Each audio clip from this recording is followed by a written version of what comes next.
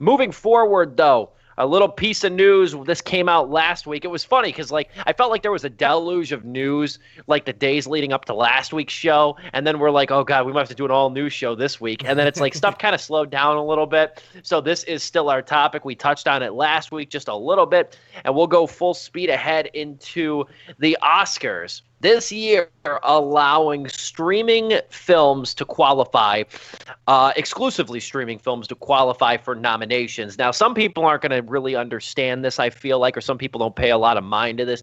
But basically, normally films, they must have some theatrical engagement attached to them in order to qualify for an Oscar nomination.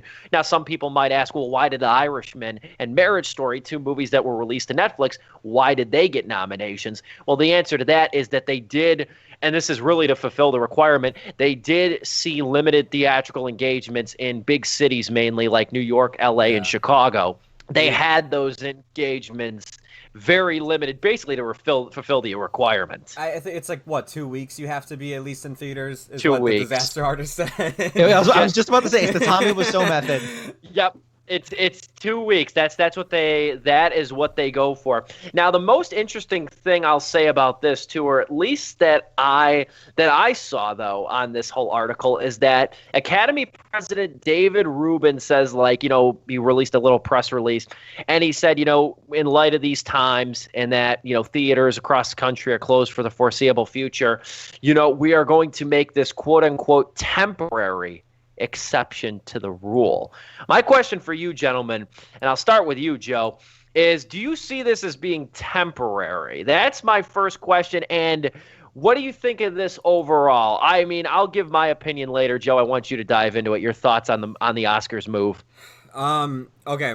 This is the year where Netflix really has to prove themselves too with their catalog, because that whole temporary saying, like, if really Netflix or Hulu or Amazon really doesn't put enough out there, I could totally see them being like, oh yeah, temporary. We only do it because of the whole coronavirus. Now it's back to only theatrical.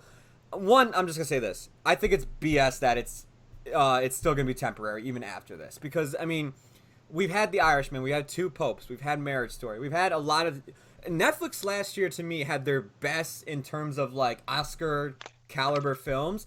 Last year they had their best lineup, like with Scorsese, Marriage Story, Two Popes. I mean, the list goes on and on. Like, how much they were hitting it out of the park with those Oscar caliber films. I mean, like, blockbuster wise, Netflix is all over the map. Sometimes they have a good action film or comedy, sometimes they don't. We get Coffee and Kareem piece of shit. Yeah. Like, I think that, like, it shouldn't be temporary. I'm really hoping that this year, like, these streaming services have something up their sleeve, because, we don't know what comes out on Netflix or all these streaming platforms until about a month out, really, like, is when, like, a trailer will finally be shown of what you're going to be having from, like, a certain director. Unless if it's something really, like, The Irishman's a different story, because that was in development hell for, like, years, but you didn't know when Marriage Story was coming to Netflix until, like, 2 months before, like, it was going to happen. So, like, I'm really hoping that, like, they got something up their sleeve, because I could totally see them, the Oscars, just, like, totally being like, all right, once this is all done, the coronavirus is, like, over, people can go back to theaters in the year 2030, like, we can go back outside, that they're going to be like, yeah, you know what, we're done with the whole streaming thing. I'm really hoping they prove themselves here. They already have, but I'm hoping that this shows it even more. And, like, why you should start including these films, even if they don't have a theatrical run. Dom, I'll throw it over to you. Your thoughts on the Oscars move. Just like how last week we were talking about how Trolls World Tour made history by making a really good haul and was forced to, digitally release.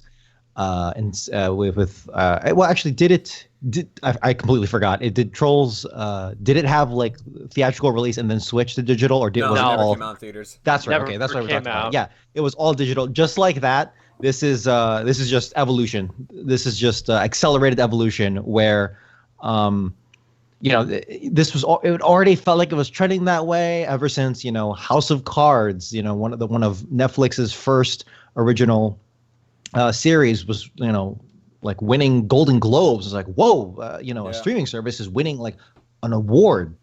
Now we have Joe hit it nailed on the head. It was you got the Irishman, and then now with the pandemic, whatever happens, the Oscars is right to do this, and they have that cover story for now. But honestly, this is the way it's going to be, because this is the way technology is trending, and technology, of course, dictates how we consume all art and media.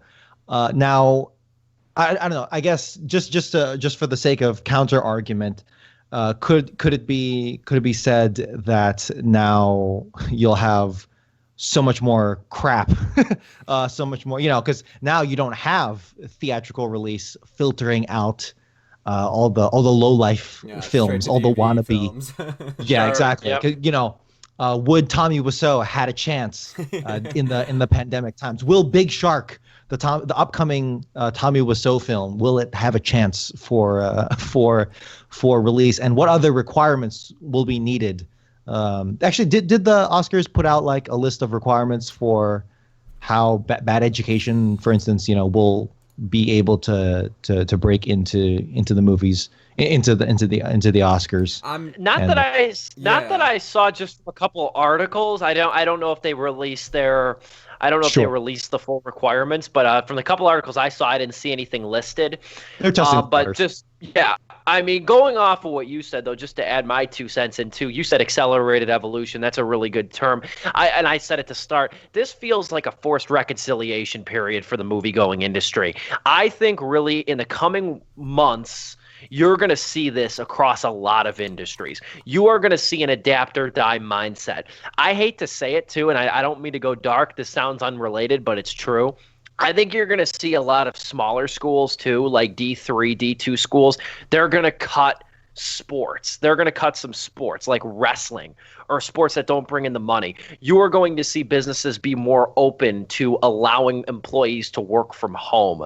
You are going to see less, hopefully, fingers crossed, less in-person meetings that do not accomplish anything. Could have been an email. And I think you're going to see, yes, it could have been an email. I could see this too being the case where you're going to see this become a normative thing for the Oscars to just include streaming, stop requiring movies that are exclusively released to streaming to go through this rigmarole, sort of like get this movie in theaters just so it meets requirements and fulfills a quota. Because like in all likelihood, when it comes to these movies, like The Irishman, Marriage Story, you couldn't see them in conventional theaters. They weren't going to release them past just a handful of theaters, over a couple of weeks. So you're seeing a lot of that. I think you're seeing a lot of malleability in procedures, and the Oscars can say this is temporary. I don't see this being temporary. I think this is a Pandora's box situation. You're going to open this, and it's going to be a big thing for a lot of indie filmmakers going forward, that they're even going to demand too. Like, if you want a chance and you want to stay relevant too, because that's the big thing. The Oscars loses viewers every year.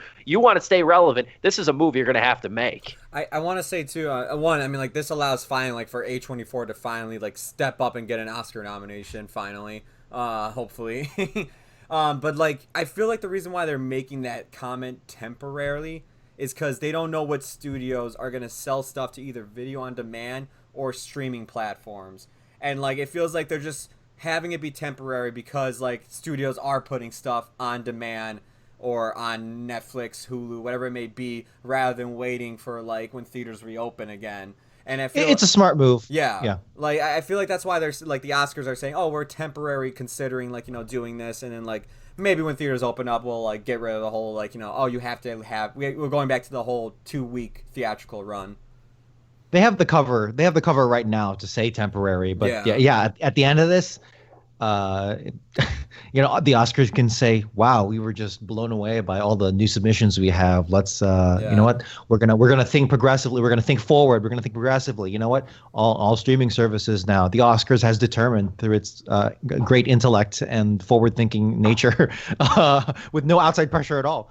And I understand there needs to be, in any kind of institution, there needs to be minimums, that way you can sort out the real, that way, Jimmy Tatro's YouTube channel can't submit for the Oscars or whatever. But, at the same time, if anyone out there wants to get really pissed off, if you're passionate about the Oscars or any kind of awards, just look into all the stories about how they choose the nominees and all the electors and all the longtime fuddy-duddies, all the super boomers who were like, they wrote like a spec script once, and then they now it can eternally vote on every single Oscars, and even given this incredible privilege, they they watch like a couple movies a year, and then like they just hear things from friends, and then they just vote arbitrarily. And